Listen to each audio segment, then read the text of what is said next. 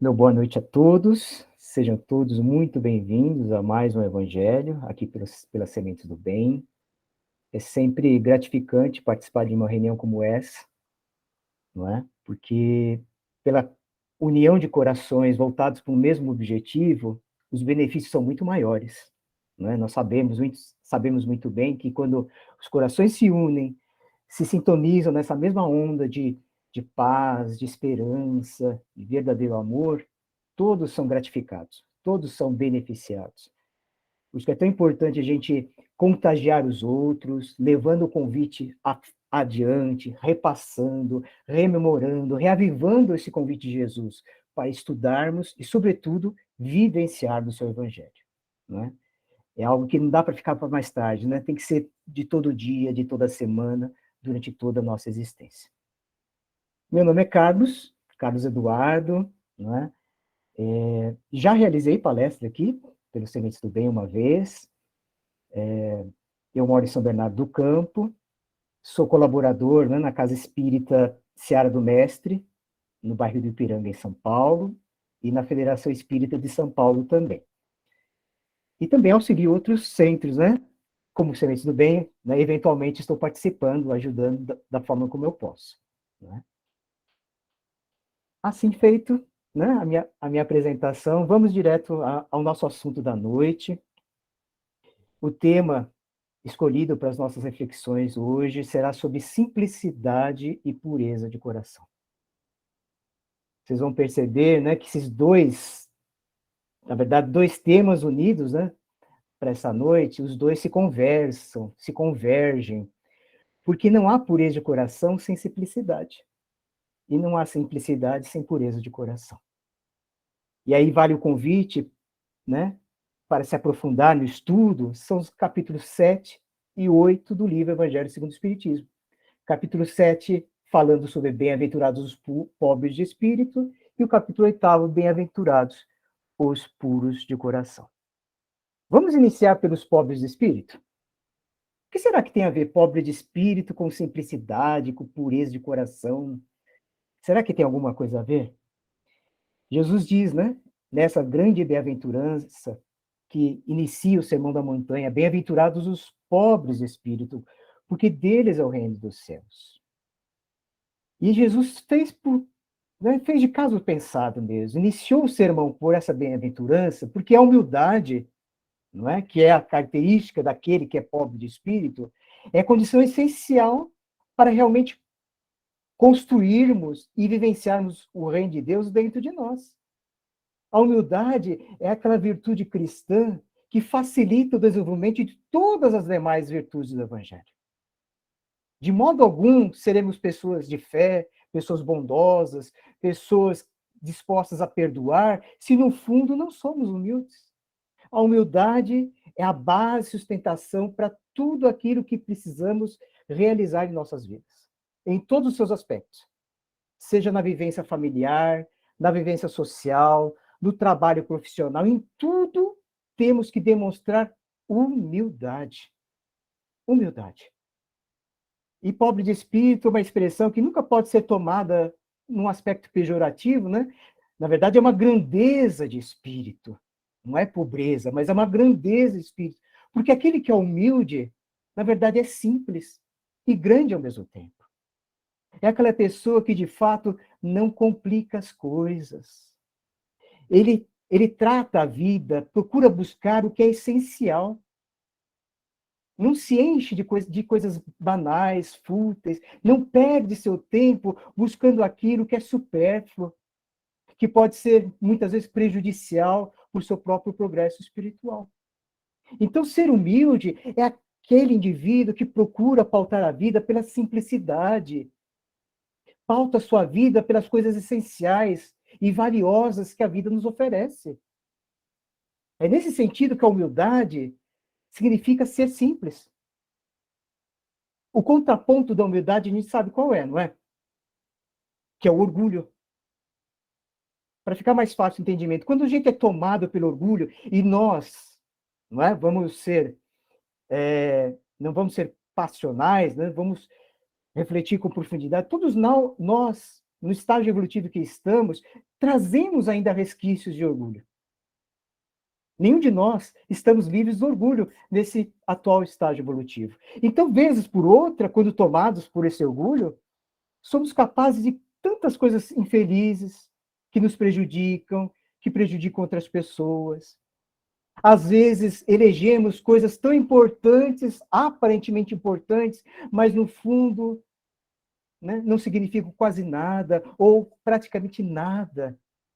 Então, o orgulho muitas vezes nos faz, né, nos enxergarmos como mais importantes, mais valiosos, superiores aos outros. Ou seja, está complicando a vida,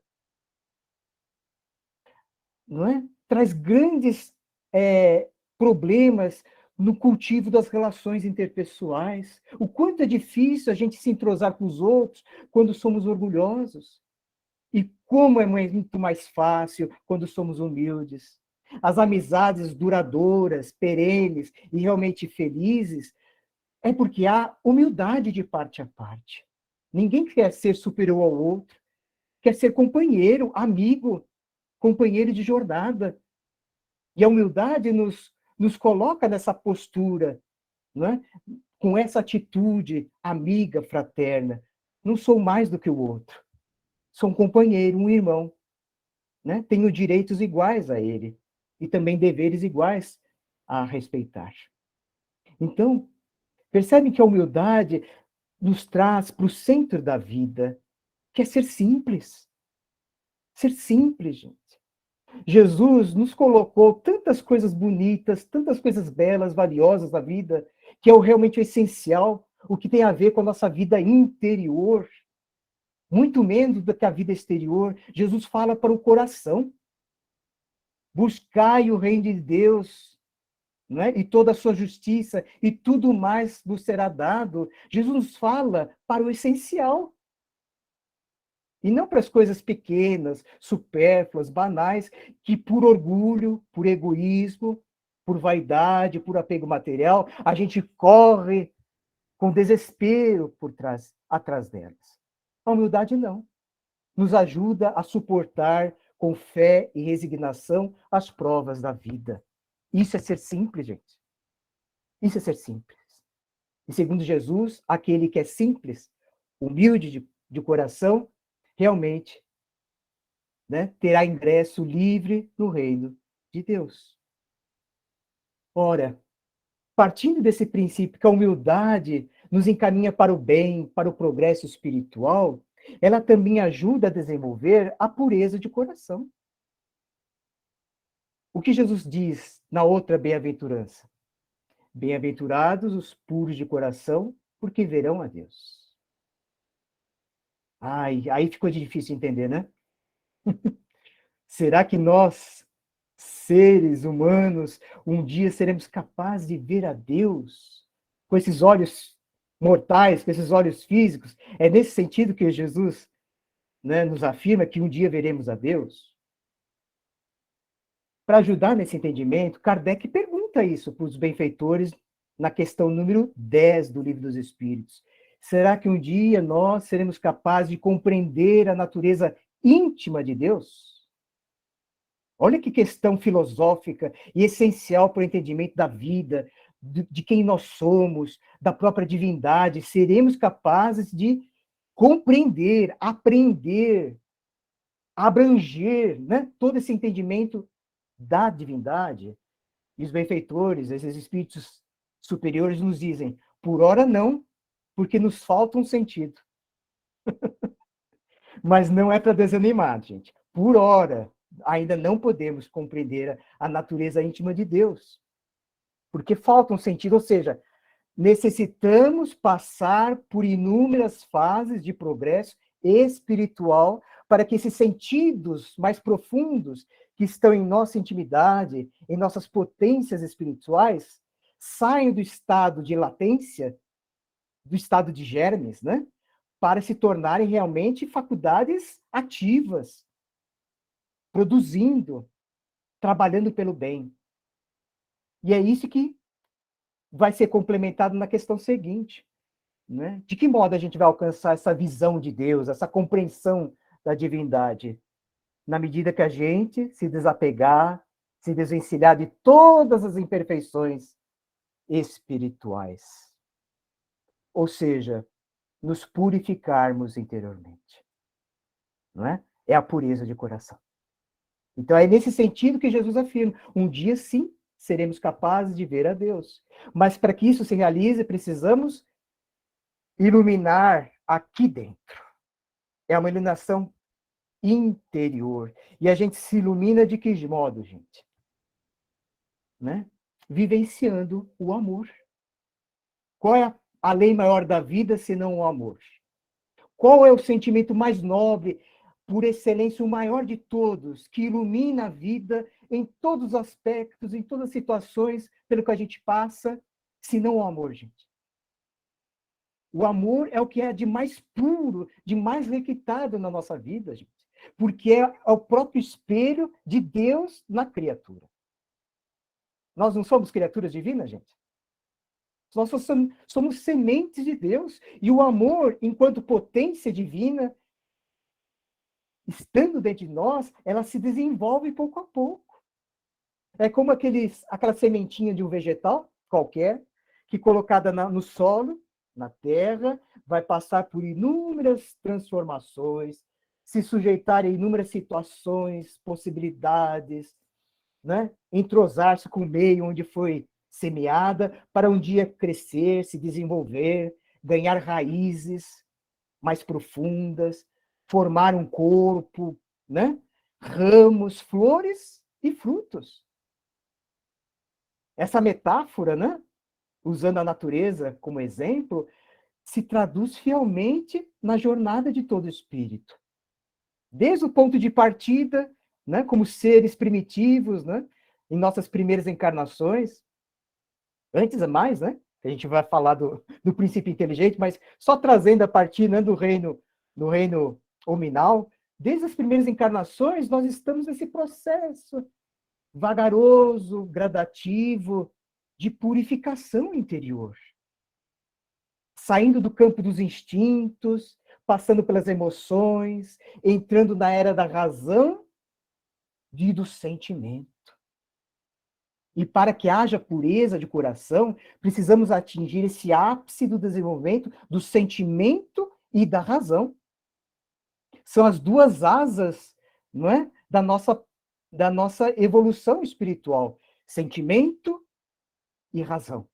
Com elas que nós nos purificamos e buscamos, não é, a espiritualidade cada vez mais plena, mais superior.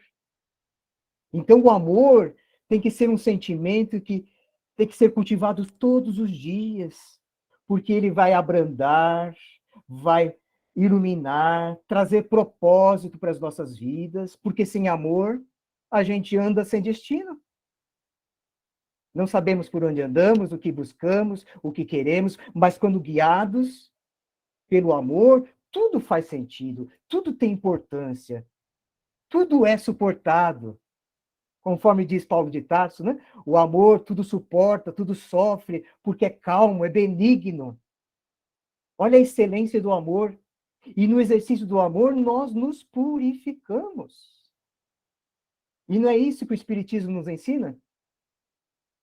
Nos esclarecendo a razão de nós reencarnarmos, passarmos por inúmeras experiências encarnatórias, para que o amor se sublime, se intensifique, nós possamos criar elos verdadeiros de amor uns com os outros.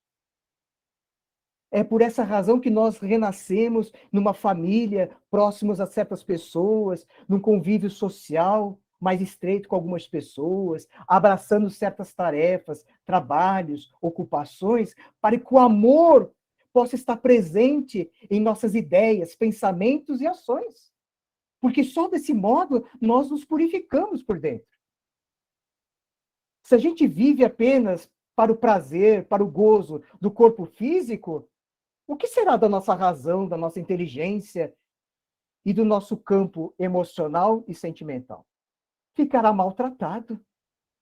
Será um terreno baldio, onde qualquer tipo de emoção, de pensamento inferior, poderá ser depositado e acumulado ao longo da nossa existência. O amor tem que ser cultivado num jardim, onde nós somos jardineiros do nosso próprio jardim interior. E eu acho que isso é tão importante, tão válido para os dias de hoje, gente. Quando nós constantemente estamos sendo bombardeados por mensagens violentas, agressivas, que destoam completamente do evangelho de amor, de luz, de caridade de Jesus. E por vezes a gente se deixa contaminar por esses miasmas, pensamentos fúteis, banais, levianos.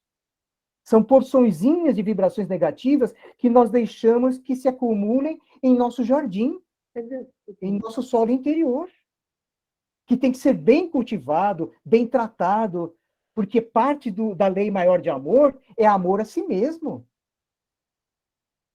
Qual a qualidade do amor que dispensamos a nós? Qual a qualidade desse amor, gente? Por isso que a gente tem que investir sempre nesse amor próprio, se cuidar, se valorizar, cuidar, né, da saúde das emoções, dos pensamentos, porque é a fonte de toda a nossa manifestação espiritual. Se ora estamos irritados, nervosos, impacientes, é porque o nosso interior está conturbado, está mexido, não é? Está um tantinho desequilibrado e exige aquele cuidado imediato para que não se extravase, não prejudique a si próprio e nem muito menos as pessoas queridas que participam de nossas vidas. É um dever consigo mesmo e com os outros. Cuidar do seu jardim interior, gente. É desse modo que nós mantemos, de uma maneira relativa, o nosso solo sagrado, nosso coração, em boas condições. Nesse período todo de pandemia, né, que passamos, ainda estamos, né, em vias de superar, o quanto foi exigido dessa saúde interior, desse equilíbrio mental, equilíbrio emocional, o quanto nós fomos exigidos nesses requisitos de saúde. E se a gente entender com Jesus que isso se traduz em pureza de coração, em ser simples, em ser humilde, a gente vai dar grandes passos em direção desse propósito do Evangelho.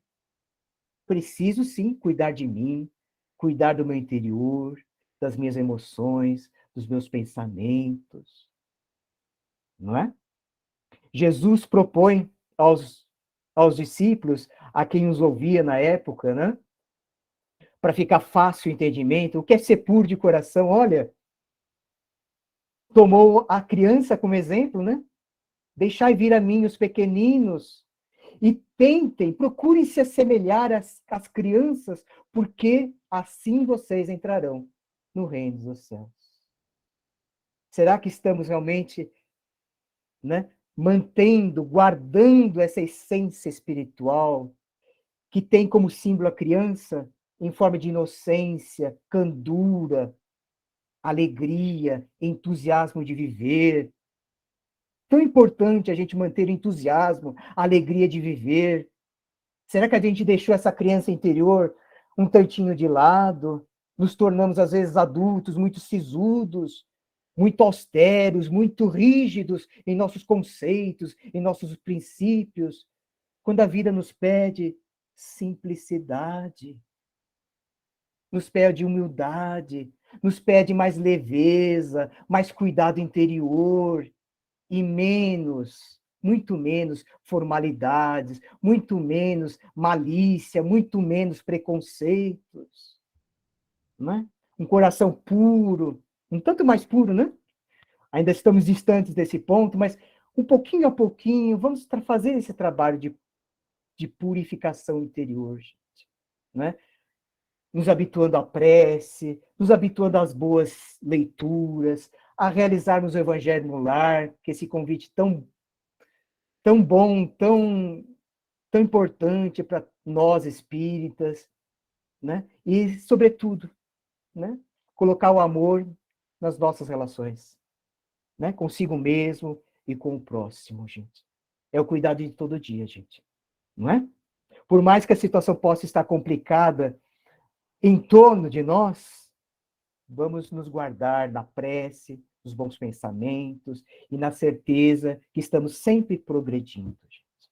E o progresso só se realiza através do amor. Eu acho que, sintetizando, né, esses dois temas da noite de hoje, podemos assim concluir. Precisamos ser simples e humildes de coração, porque realmente isso nos habilita para a grande pureza de coração, que é o nosso tesouro espiritual. Aquele que Jesus diz que nenhum ladrão pode roubar, que nenhuma traça vai roer. É o tesouro que nos acompanha por onde estivermos, para onde formos, com quem estivermos. Esse tesouro é de nossa propriedade, para todo sempre. Espero que todos possam ter se beneficiado com essas boas reflexões. Convido a fazer a leitura desses 2 capítulos do Evangelho segundo o Espiritismo.